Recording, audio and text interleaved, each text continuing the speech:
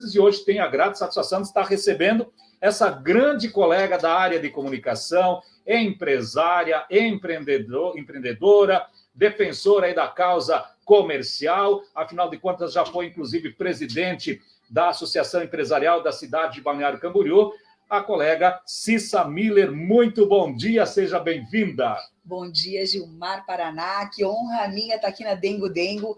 Para mim, uma das rádios mais importantes, né? Porque tem uma proximidade muito grande com a comunidade. É uma extensão da comunidade e das demandas que a comunidade tem. É um espaço aberto, democrático. Aqui acho que todo mundo tem vez. Pelo que eu ouço, todo mundo tem vez. Exatamente. Né? Como dizia aqui no passado, um dos sócios fundadores da nossa rádio, o colega José Roberto Vieira, nós no passado apenas ouvíamos, tínhamos apenas ouvidos para ouvir. Por quê? Porque dependíamos das rádios de Itajaí e Balneário Camboriú. E desde a chegada da Rádio Dengo Dengo FM, em 29 de novembro de 2009, Cissa, olha aí, trouxemos voz e vez à população de Navegantes. Vão-se 13 anos, então? 13 anos agora, em novembro próximo, completados aqui na nossa querida Navegantes, a queridinha do litoral de Santa Catarina, inclusive batizada com esse codinome por um colega seu lá da cidade de Balneário Camboriú, né?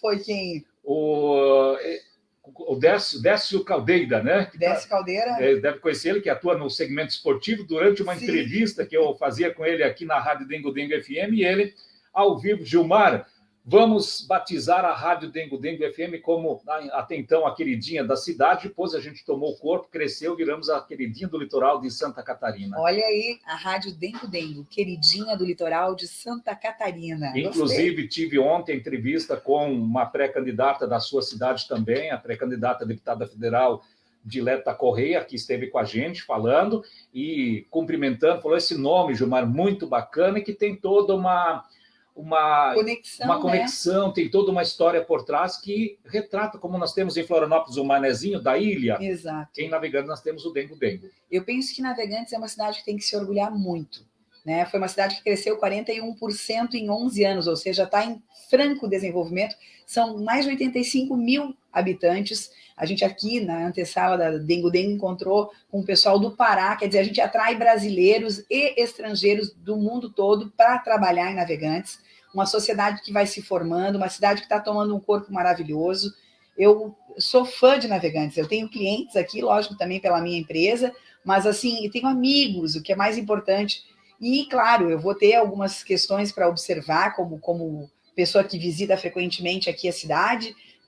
Algumas questões podem ainda melhorar muito, a gente sabe, mas eu vejo que a cidade tem essa promessa de ser uma grande cidade, uma grande metrópole nos próximos anos. Com certeza. Aliás, agora, dia 26 de agosto, completando 60 anos, está uma senhora, exato, uma senhora cidade ainda despertando para muitas coisas, inclusive na parte de infraestrutura, de crescimento, desenvolvimento, e tendo aí Balneário Camboriú hoje como uma referência, porque foi uma cidade que explodiu também em curto espaço de tempo, e às vezes, por não ter feito algumas coisas, padece e paga caro hoje, e outras, por terem sido feitas com determinação, com garra, evoluiu ao ponto que está, né, Cícero? Exatamente. E é isso que nós, em Navegantes e as cidades adjacentes, observam e devem olhar para, de repente, não enfrentar as mesmas dificuldades que Balneário enfrenta e, por outro lado, se mirar em Balneário Camboriú para chegar próximo ao que é Balneário Camboriú.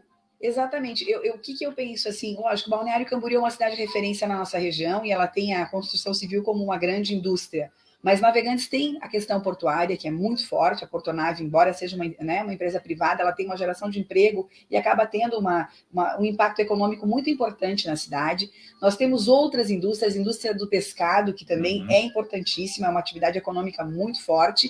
E o turismo, por que não? Nós temos praias belíssimas, né? Nós temos aí o Gravatá e temos outras praias também que são referência. Estamos aqui anexo praticamente à Penha, ou seja, uma continuidade de uma região turística forte, para trazer novos equipamentos turísticos para Navegantes. Eu penso que temos que olhar para essa questão, porque o turismo sim é a promessa para o futuro. É geração de emprego o ano inteiro, geração de emprego, inclusive, e oxigena 54 atividades no mínimo porque um equipamento turístico ele não vive só dele, ele também contrata, por exemplo, hotelaria, vai contratar uma lavanderia, vai contratar uma quitanda para frutas e verduras para o café da manhã, vai contratar uma série de prestações de serviço adjacentes, como a própria contabilidade, enfim, são 54 setores oxigenados pelo turismo, e Navegantes tem essa promessa. Nós temos um aeroporto internacional, que é uma realidade, está lindo, está bonito de se ver, tem ampliação a ser feita, é uma briga ainda, mas né, mais para carga comercial,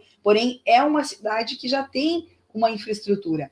Vejo que precisamos melhorar a sinalização da cidade, porque é algo ainda a ser feito, penso que tem que ter um projeto mais voltado para o turista mesmo, porque os nossos dengo-dengos, né, os nossos moradores de Navegantes, eles são os navegantinos, eles são bem informados e sabem como chegar. Eles sabem, né? Sabem os atalhos. Os atalhos, porque é uma cidade que também tem essa característica, né, das ruas secundárias. Você vê a rádio está numa rua, não é uma avenida principal, a gente usa o Waze, obviamente, vai achar fácil. Mas se você precisar verificar o nome das ruas nas esquinas, em placas de esquina, já temos um problema.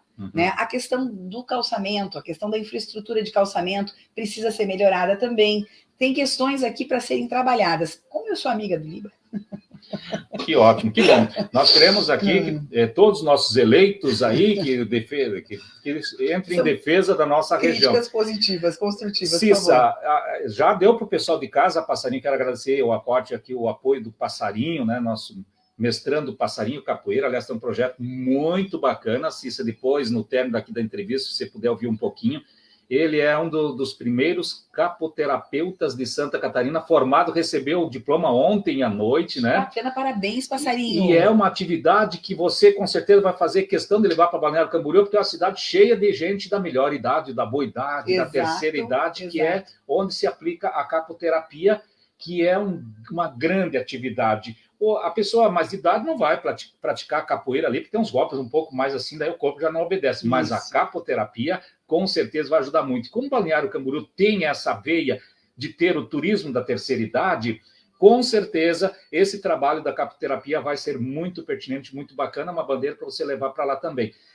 Já deu para sentir, Passarinho, com quem que nós estamos falando? Com a pessoa de visão, alguém que é do meio, primeiro da comunicação, depois da área empresarial, depois da área do associativismo. Aliás, é uma das grandes defensoras dessa bandeira. Eu gostaria que você falasse novamente, a gente já conversou 2 vezes aqui, já te apresentou, mas fala um pouquinho a Cissa Miller. Isso, então, a Cissa Miller, na verdade, é uma mulher de 50 anos, 50 e poucos anos, né? E eu nasci no Rio Grande do Sul, mas vim para Santa Catarina muito jovem, porque minha mãe é catarinense. E quando nós chegamos aqui, nada tinha nessa região. Então, nós começamos a trabalhar na área do turismo. Na época, meus pais tinham um restaurante lá na Santur, que hoje é o Expocentro, mas lá tinha um pavilhão, lá tinha uma casa alemã e uma casa italiana, e desde jovem, 12, 13 anos, eu já comecei a trabalhar com a família. Depois fui trabalhar em rádio, acabei, né, primeiro passando rapidamente pelo Banco Itaú, e no banco eu acabei casando, tendo a minha filha Aline, que está com 32 anos, mas acabei, a paixão da rádio me atraiu demais. Eu sempre quis ser comunicadora, sempre gostei da área da comunicação e até acredito que a comunicação é o grande mal do mundo. Porque se a gente se comunica bem, não é a gente falar e achar que o outro entendeu. A comunicação ela é feita de 3 processos, né? O emissor, que é quem está falando, né? O meio que está sendo usado e o receptor da mensagem. O que acontece? Às vezes a interlocução, o diálogo, ele não tem uma evolução, não tem um encaminhamento bom, porque as pessoas que estão falando acham que estão sendo entendidas e quem está ouvindo não entendeu o que ela... Então há muita briga, muita né, desentendimentos. Mas enfim, fui para a rádio, fui locutora de rádio, né, durante muitos anos, ainda tenho um programa voluntário de rádio que dá visibilidade aos artistas, à área cultural, que é um trabalho voluntário que eu faço, para dar visibilidade, principalmente na pandemia, porque os músicos, os artistas em geral ficaram sem trabalho nenhum. Então, movida para ajudá-los, acabamos fazendo esse programa chamado Farol Criativo. Mas a minha empresa é uma empresa de comunicação, realmente, já tem 18 anos, a Inteligência Marketing, e foi ela que me levou para o associativismo, para eu entrar dentro de uma associação empresarial, primeiro como nucleada de comunicação, até que eu cheguei a ser presidente da entidade, né? A entidade de Balneário Camboriú e Camboriú é uma só que congrega as duas cidades ali, e é um trabalho voluntário. Então, eu comecei a conversar muito com os comerciantes, com o pequeno empresário, e entender assim, a dificuldade do pequeno empresário. Né? Ou tem, cada dia é um problema, não é? Ou é o aluguel, ou é os impostos, ou é a falta, às vezes, de mão de obra qualificada, ou é pessoas que não conseguem, às vezes, estabilizar no serviço.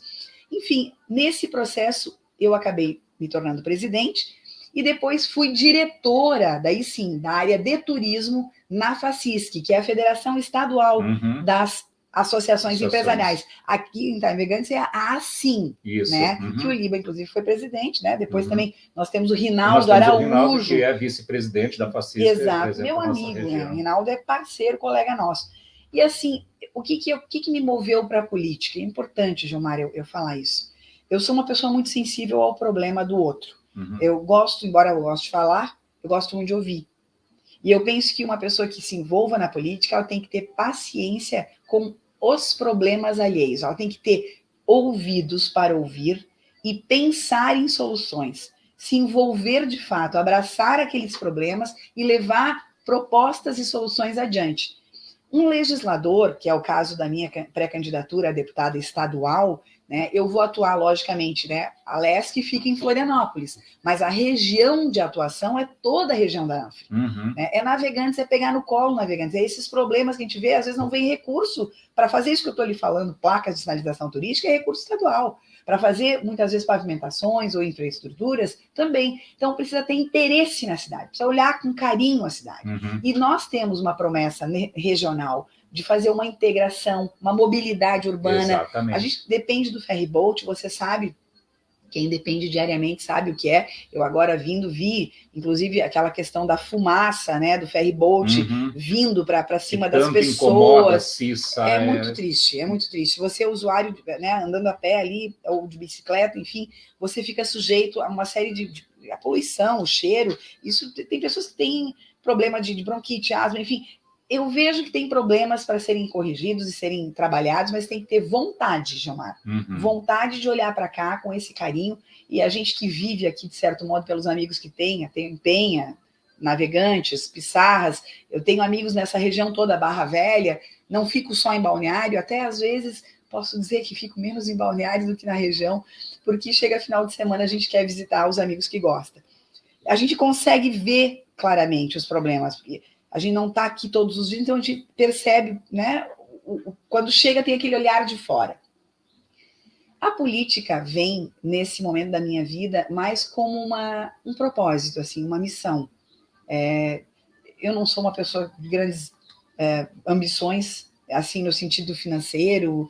Eu tenho minha casa, obviamente, meu carro é financiado, aquela coisa. Eu sou uma pessoa normal, que vive normalmente, né? Vim de uma família comerciante, classe média, não tenho grandes ambições de... O meu negócio é trabalhar. Trabalhar, e o que mais me satisfaz é ver as pessoas tendo suas demandas atendidas. E a pessoa não consegue, às vezes, chegar nos lugares. Acabei, inclusive, de encontrar, tem um senhor que é catador de resíduo sólido lá, né, da latinha e tal, na minha rua. Eu moro no bairro da Barra, eu moro na periferia, e eu vi ele catando, eu disse, o senhor já fez aquela cirurgia? Ele tinha uma cirurgia para fazer de hemorroidas. Há 2 anos atrás. Não fiz, não. Porque parou as cirurgias eletivas e tal. Eu disse, mas o senhor não fez por quê? Ele, tá demorando muito. Eu disse, não, pelo amor de Deus, vai no postinho ali, eu vou com o senhor. Porque não adianta eu reservar o meu resíduo sólido toda semana e o senhor passar aqui e pegar para, né, meramente poder se alimentar e levar uma vida sem saúde. Não é porque o senhor é um catador de resíduo sólido que não tem direito a ter uma vida digna, uma vida cheia de saúde. Então, são essas coisas que doem em mim, entende, Gilmar? E olha, Cissa, bem observada essa tua fala, é o que nós estamos precisando e muito nos tempos atuais, nos dias atuais, até porque nós passamos por um processo de uma sacudida bem grande com a Covid-19, quantas pessoas que nós perdemos do nosso círculo de amizades, do nosso seio familiar, e às vezes parece que tem pessoas que infelizmente não estão tendo essa sensibilidade. É preciso a gente começar. Hoje pela manhã, inclusive, ontem recebemos aqui uma visita de uma pessoa que está com um problema seríssimo, analfabeto, mal sabe escrever o nome,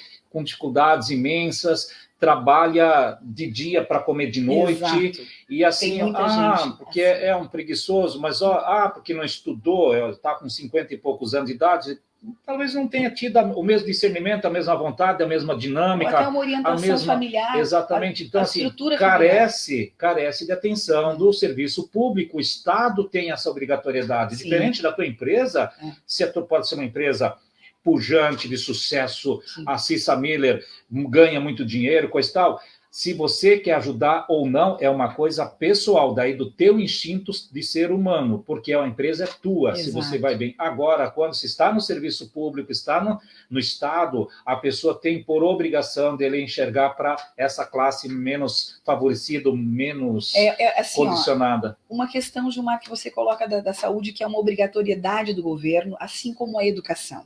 E o que eu quero comentar aqui? Você sabia que 60 mil mulheres ali, 60 mil bebês, digamos assim, agora em abril foram registrados, foi um recorde, 60 mil bebês no Brasil, registrados só em nome da mãe no mês de abril. Achas que foi uma escolha da mãe não botar o nome do pai? Ou o pai simplesmente não existe? Porque foi uma pessoa que, de repente, teve uma relação e a mãe ficou com o bebê. Vamos lá, a gente chama de mãe solo, é aquela mulher, como tantas, que acaba, né, tendo a gravidez, levando à frente a gravidez, criando sozinha aquela criança sem uma rede de apoio. Essa mulher precisa trabalhar para pagar o seu aluguel, para pagar o seu dia a dia, suas despesas, seus custos, para educar aquela criança, né? E muitas vezes ela não tem uma rede de apoio, que a gente chama uma mãe para ajudar, uma tia, uma prima, uma avó, enfim, ela está nessa situação sozinha.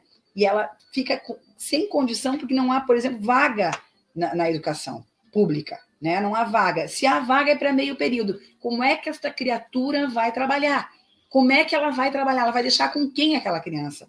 Outra questão, deixa a criança com uma pessoa que talvez é uma vizinha, alguém que talvez não esteja preparada para educar, que talvez não venha trazer valores, não venha trazer para essa criança uma condição adequada de vida. Então, o nosso projeto aí, né, enfim, até encaminhando, será sempre olhar para a educação com muito carinho e principalmente educação integral, tá? Educação integral de qualidade, como existem os famosos CIEPs, que foram os Centros Integrados de Educação Pública, onde a criança fica o dia todo, é alimentada, educada, é ensinada dentro da ementa escolar, mas também tem atividades complementares, onde a criança se diverte, ela brinca, ela vai ter, por exemplo, atividades físicas, atividades artísticas.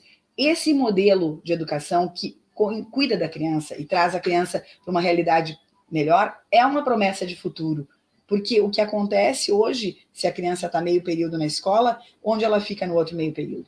Aí ela vai ser cooptada para ser uma usuária de droga, para entrar com a questão do álcool, a questão do sexo. Aí que entram, por exemplo, as gravidez indesejadas, precoces, né, que foi um número que voltou a subir no Brasil. Nós tínhamos trabalhado um pouco, né? O Brasil estava numa condição melhor, né, e houve um aumento da gravidez precoce, que já também entra desestruturando totalmente uma jovem, né? Ela não tem apoio, e assim se criam os problemas sociais. Então, precisa se olhar para a educação e a saúde como prioridade máxima, que é uma obrigatoriedade do governo, e o legislador, quem quer que seja, né, ele deverá ter esse compromisso, assim, ele deverá olhar para isso com toda a responsabilidade. Né? Depois tem tantas outras questões para serem tratadas.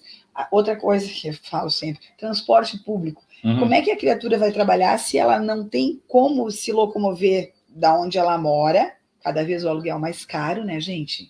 Então as pessoas vão indo para lugares mais afastados. Mais afastados não tem empresa. Como é que ela vai se deslocar, se locomover? Às vezes não tem nenhuma bicicleta, ela não tem condições. Né?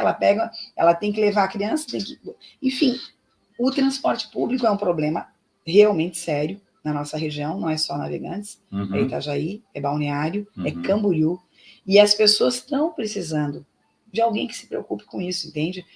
Existe uma necessidade de uma mobilidade urbana, porque o empreendedor, o empresário, ele está sentindo falta de mão de obra.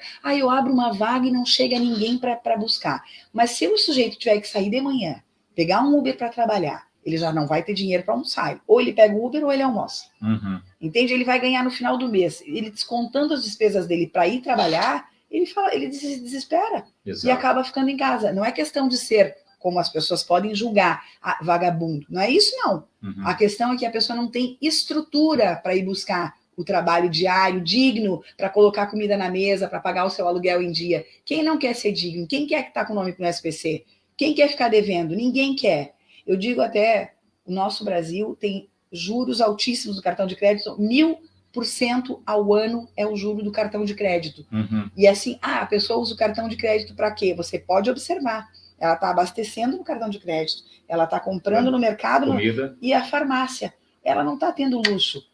Estou estourada no cartão de crédito, estourei no cartão de crédito. Claro, os bancos é que estão fazendo essa abuso, né, sim, sim, com a sociedade, com a população brasileira que está às mínguas, né? O poder de compra não existe mais. O salário mínimo não compra mais o que comprava 2 anos atrás. Uhum. Um efeito pós-pandemia, um efeito de guerra, né? Temos uma guerra aí, a Ucrânia, a Rússia, afetou o mundo todo, e a gente não vê política pública no Brasil cuidando da população. Eu falo sim das pessoas que mais precisam, tá?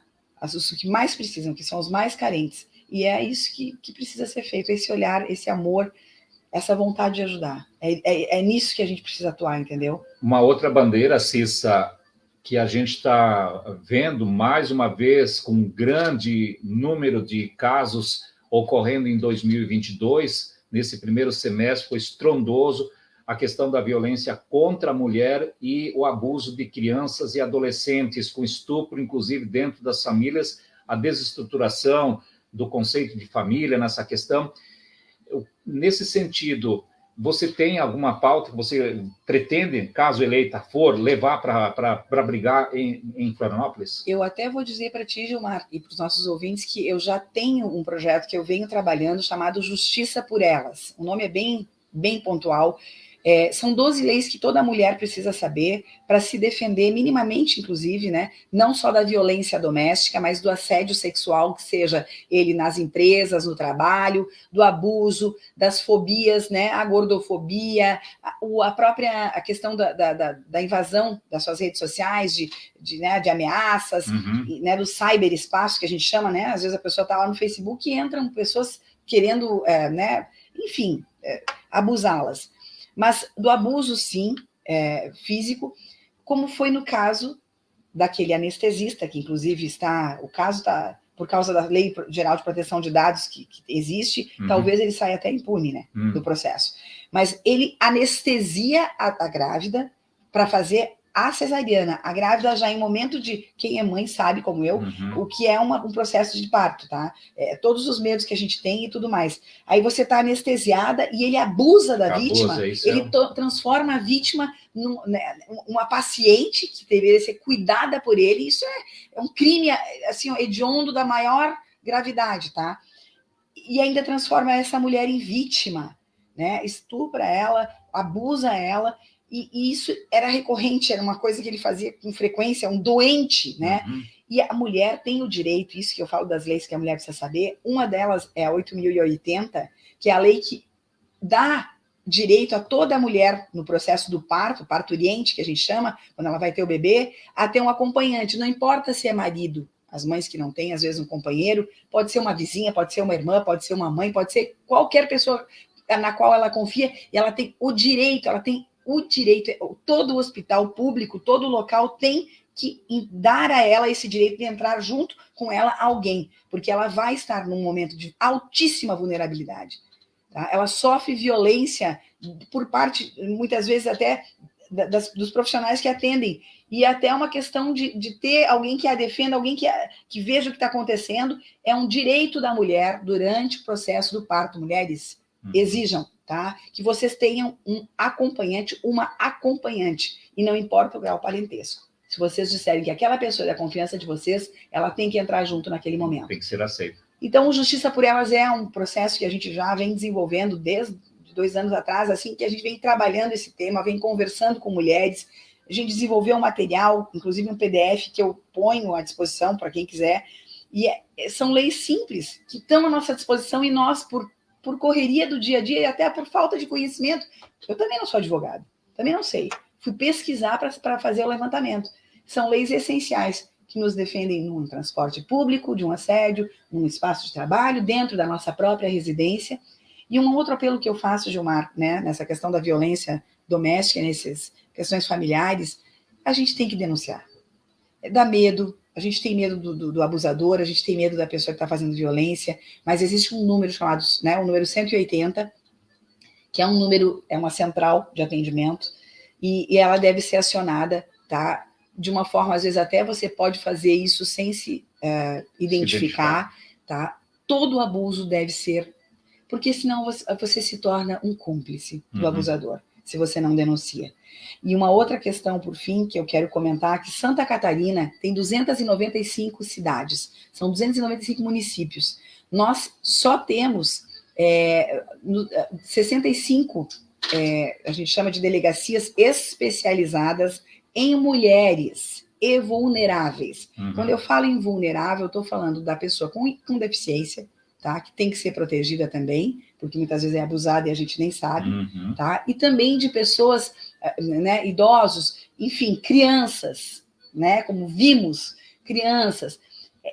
Essa delegacia especializada só tem, eu falei em 65, faltam aí 230 municípios que estão descobertos, né? Então, são números absurdos, a gente precisa, eu até falho aqui com a nossa sociedade em saber, e vou pesquisar, se Navegantes já possui uma delegacia especializada para mulher.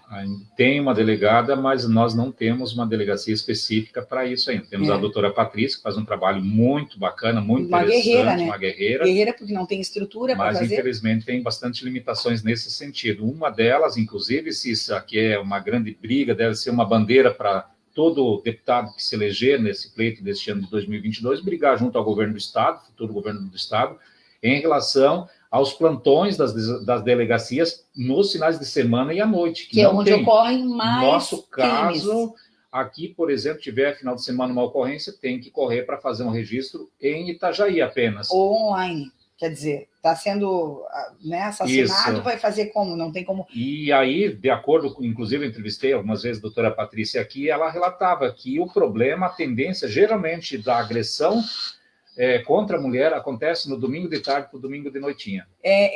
Estatísticas, né? E aí você tem essa alta incidência do crime e não tem uma rede de apoio, porque uma das obrigações do Estado também, temos que falar, é o apoio psicológico para a vítima.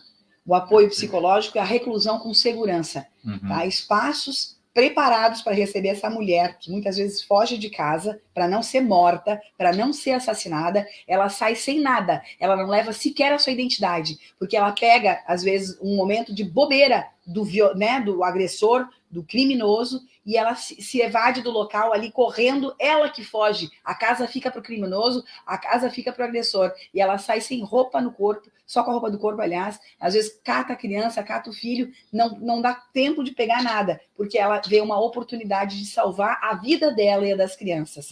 E isso acontece com tanta recorrência, e o nosso estado tem tantas boas informações, temos um IDH excelente, uma qualidade de vida, mas no quesito violência contra a mulher, amargamos um dos piores índices, tá? Resultado. Então, precisamos ampliar o atendimento às mulheres com as delegacias especializadas para mulheres e precisamos, sim, dessas redes de apoio psicológico e segurança. Eu não me canso sempre de lembrar, Cissa, eu tive a oportunidade de entrevistar uma doutora em sociologia, professora da Universidade Federal do Estado do Mato Grosso, onde eu morei por 15 anos, isso no ano de 2008, salvo engano, e a gente abordou essa questão do assunto sobre a Lei Maria da Penha. Isso. E ela simplesmente falou para mim, Gilmar, enquanto não se mudarem os conceitos, a prevenção, infelizmente, a Lei Maria da Penha vai continuar não tendo êxito, resultado. E passaram-se tantos anos, de 2008 para 2022, aí já são 14 anos. 14 anos. E aquilo que aquela doutora falou, uma simplicidade fantástica, uma doutora em sociologia, sabe, acima na simplicidade, entrevistei ela como estou te entrevistando hoje, e ela ter falado aquilo, e continua mais vivo do que nunca, a visão que ela tinha da situação, porque não está se tratando na base, não está se fazendo a prevenção.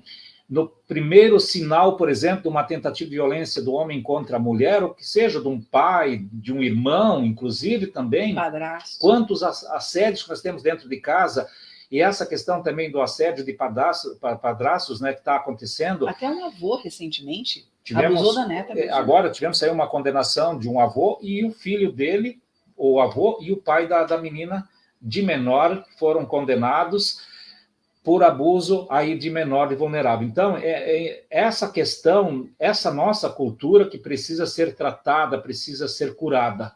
O que eu percebo? Primeiro que quando se fala em violência contra a mulher, esse assunto não pode ser falado só com mulheres. Uhum. Ele tem que ser, inclusive existe pela lei, existe a semana de dar visibilidade ao assunto da violência doméstica, tá?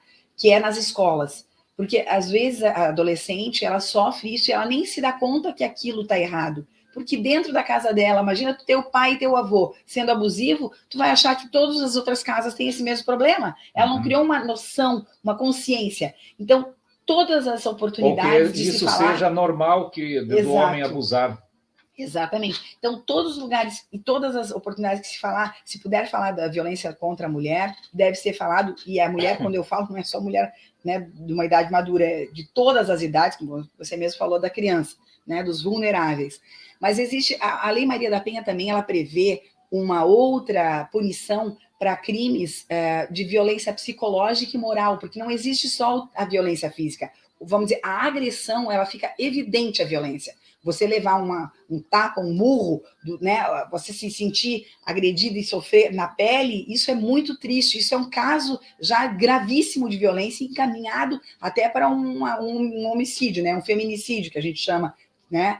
Mas, assim, quando a gente fala da violência, ela acontece nas esferas psicológicas. Aquela pessoa que todo dia de manhã... Você já está fazendo uma live e a mulher me contando. Ela disse, olha, eu trabalho com limpeza doméstica e todo dia que eu vou me arrumar de manhã, que eu levanto com aquela minha disposição para trabalhar um dia inteiro, né, no pesado, eu me arrumo. Eu boto uma roupa, eu me arrumo e o meu marido fala, não adianta você se arrumar. Você é meramente uma empregada, né, uma faxineira.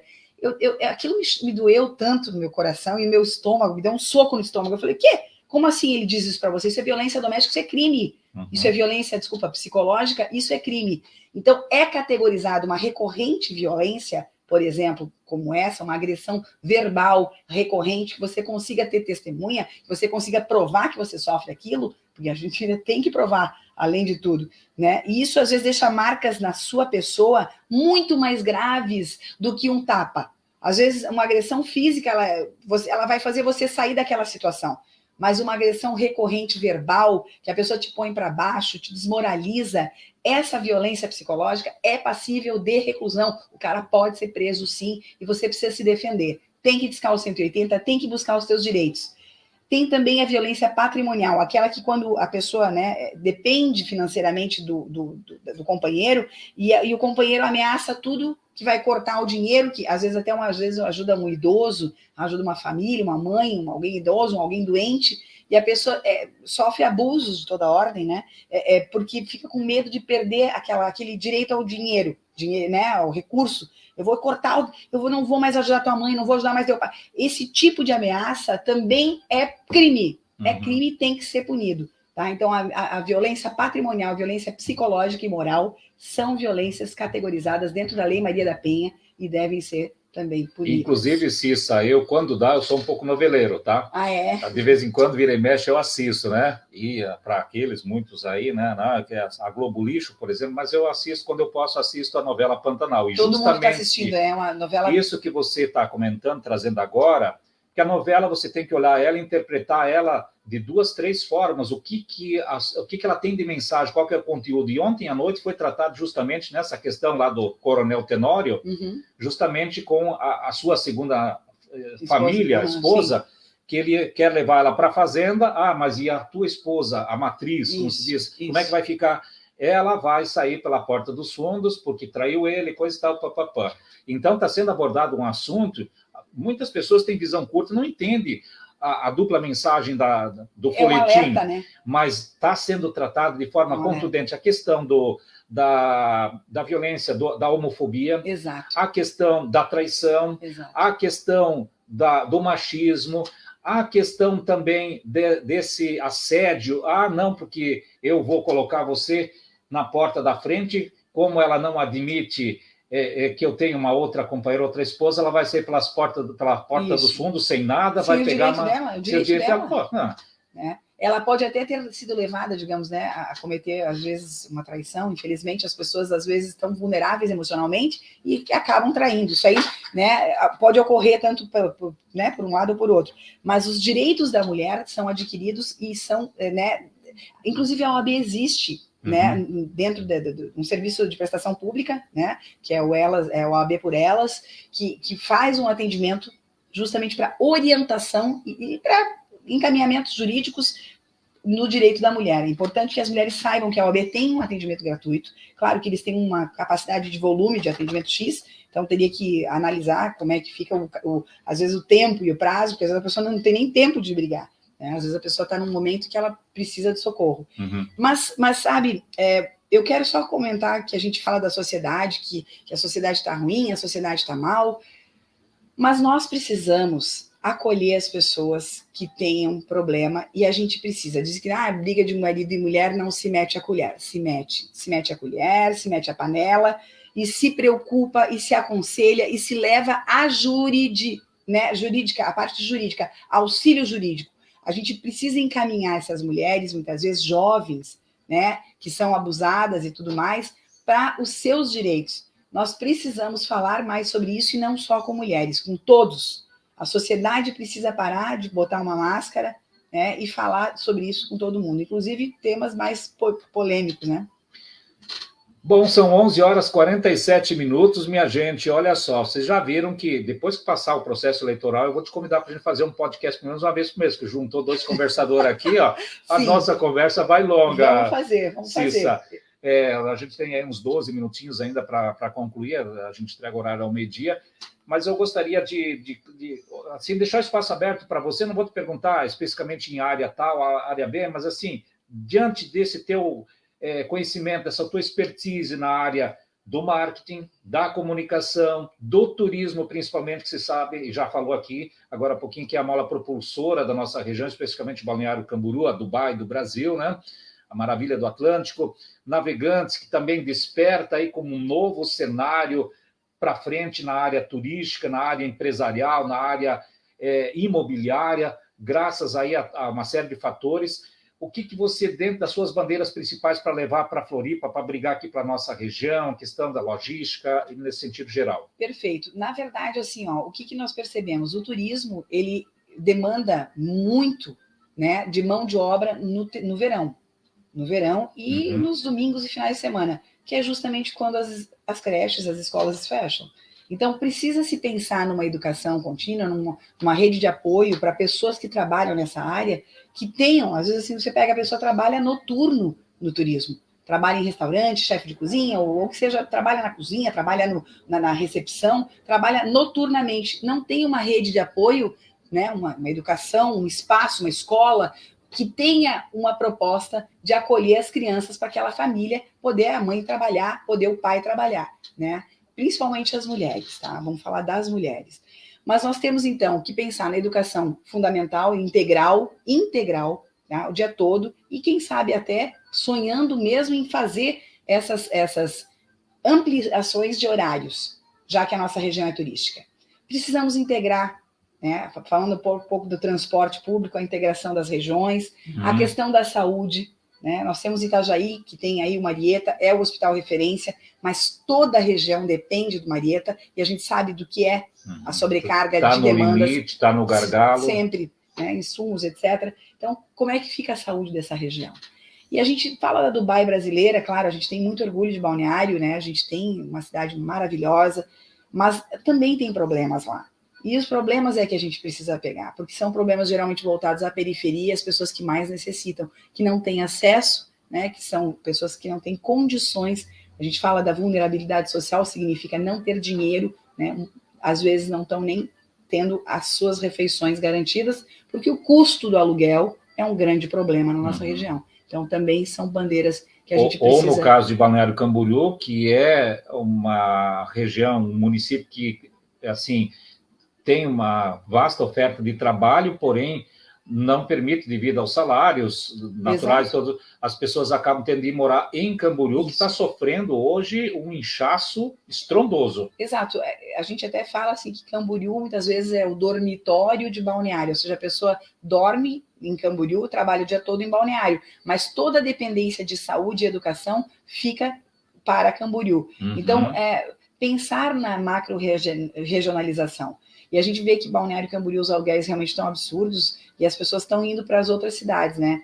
Itapema também, estão vindo para Itajaí, Navegantes. A gente não pode mais pensar, né, Itajaí, Balneário, Navegantes, Penha, separadamente. A gente tem que pensar num projeto único e integral. Inclusive, o teu colega de partido e pré-candidato a deputado federal, Alan, que esteve aqui com a gente na semana que passou, abordou justamente uma situação. Gilmar, se um trabalhador aqui de Navegantes chegar em Balneário Camboriú para ocupar uma vaga, se qualificou ali na qualificação, tem no primeiro crivo, mas se ele falar que ele é de Navegantes, já perde por causa da questão de locomoção, da falta de mobilidade. E a gente fala, justamente, as oportunidades de trabalho, elas existem, mas a gente vê a mobilidade como um grande desafio, gigante, que precisa ser tratado urgente, né? E a questão do recolhimento, do acolhimento dessas crianças, que são, né, muitas vezes não a mulher, o próprio homem não consegue trabalhar em função, porque às vezes é a mulher que tem um emprego, né? E o homem fica cuidando das crianças. Na realidade, hoje também está nesse sentido. Bom, vamos rapidinho a nível do estado de Santa Catarina. O PDT ainda não tem, a grosso modo, não tem uma definição de alinhamento a nível do estado de Santa Catarina. Se sai aí, estava com uma pré-composição com uma frente de esquerda, não teve um entendimento, um acordo, ou já tem alguma novidade nesse sentido? O que você visualiza? Isso, as convenções, a convenção do PDT acontece sábado agora em Florianópolis, na Lesc, tá? Nós temos já definido, sim, como pré-candidato a governo estadual, o Boeira. Né? O Boeira também, ele é um militante, já foi deputado federal, é uma pessoa que milita pelos problemas das pessoas, né, mais necessitadas, vamos dizer assim. O trabalho dele sempre foi com olhar para o social. E lógico, até sábado a gente fica nessa expectativa de que Boeira vai propor aí um vice-governo, né, chapa pura, que a gente chama, né? Mas tudo é muito especulativo, realmente. Só no sábado, agora, dia 30, é que nós vamos conhecer, de fato, toda a nominata de candidatos daí a partir de lá, já ainda serão pré-candidatos até o dia 16 de agosto, mas já estarão postos, digamos assim, né, como oficialmente pré-candidatos, porque, por enquanto, todos nós ainda estamos nesse processo como pré-candidatos, né, ainda sem aquela firmeza a convenção é o que dá o título para você. Claro que a gente sabe que estamos trabalhando e queremos ajudar muito, né, a sociedade, e por isso que a gente tem essa grande oportunidade de sábado estar lá na convenção. Está todo mundo ansioso. Cissa, você, obviamente, assim como tantos outros, não tem a máquina na mão, ou seja, não tem um cargo, que eu acho desumano isso que está acontecendo, né, independentemente de quem quer que seja, mas vejo assim como uma concorrência desleal que está sendo colocado aí. Quem almeja, que nem é o teu caso, e outros tantos nomes que não estão com um cargo eletivo, podendo trabalhar e disfarçadamente fazer visitas como se fosse a função do seu trabalho, da sua função, mas, na verdade, estão fazendo uma pré-campanha. Como que tem sido esse teu trabalho no estado de Santa Catarina, ou pelo menos na nossa região aí, porque depende única e exclusivamente de recursos próprios? Exatamente. Realmente as coisas estão bem apertadas, assim, a gente trabalha com o próprio recurso, você fala, querendo ou não, a gasolina é um instrumento necessário para deslocamento, mas a gente tem feito esse trabalho, sabe? Tem feito agendas. Ontem mesmo eu estava em Florianópolis, na Encato. A Encato é uma feira especializada em turismo. Conversei com algumas pessoas do estado todo lá, dentro da própria Câmara de Turismo da FEComércio, né? Enfim, a gente tem essas visitas pontuais. Eu fui já mais de uma vez para Indaial, para Palmerode, para Tibó, essa região do Vale do Itajaí, que é tão carente pela BR-470, que é um grande problema, que obviamente respinga também aqui, né? Essa mobilidade, além de tirar vidas, né? Que é o mais grave, porque é um descaso tão grande, a BR-470. E aí, então a gente está nessas visitas, visitando, dando entrevistas, usando o que a gente tem, que é a nossa voz, que é o nosso pensar, que é o nosso trabalho, a nossa história. É o que nós temos, nós não temos outro recurso. Bacana, gente, são 11h55, virando 11h56. Cissa, muito obrigado a tua presença, obrigado pela oportunidade de te conhecê-la pessoalmente. Já conversava contigo há cerca de 8, 9 anos atrás, ainda quando eu estava no jornal Manchete do Vale, Exato. Aqui da cidade de Itajaí, um grande projeto que infelizmente acabou depois não tendo continuidade, já atuava na Rádio Bem Laércio, né, até. O Laércio não, era você e o...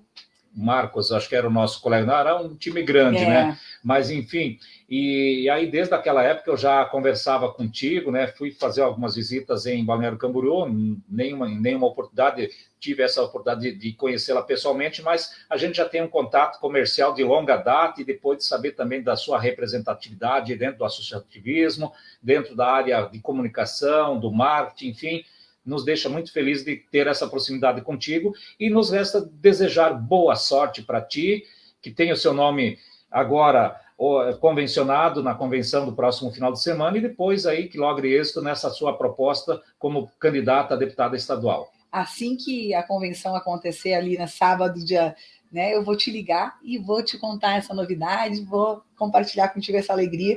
Para mim está sendo um grande desafio, mas pode ter certeza que o meu propósito é muito grande também. Do tamanho da alegria, meu propósito. Bacana, então, o pessoal quiser seguir suas redes sociais, conhecer quem que é Cissa Miller, por favor, fica à vontade. Isso, eu tenho o Instagram, tenho o Facebook, né? É o Cissa Miller, só que é C-I-C-A, Cica, porque não pode ter o cedilha, né? Cissa Muller, M-U-L-L-E-R, Cissa Muller, né? É isso aí. Obrigada, Gilmar, pela tua oportunidade que tu nos deu aqui, né? Pela conversa, pela tua visão estratégica também de sociedade, pelo teu trabalho maravilhoso. Tu ajuda muito, muita gente e, assim, conta comigo. Tamo junto. Ok, obrigado a você, parabéns e sucesso aí nessa empreitada, nessa jornada.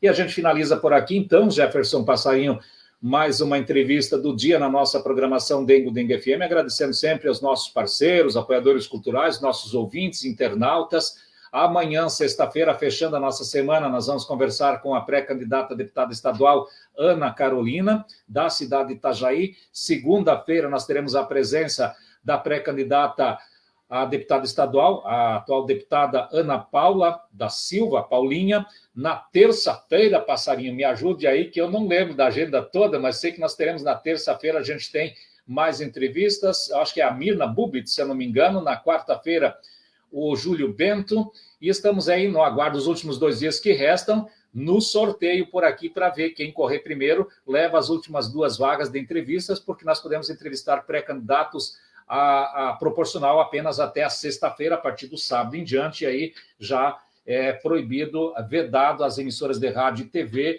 tratamento diferenciado para candidatos à esfera da proporcionalidade. Tá bom? Um grande abraço a todos e uma ótima quinta-feira. Até amanhã de manhã, 8 horas, no nosso Navegantes em Destaque. Bom dia.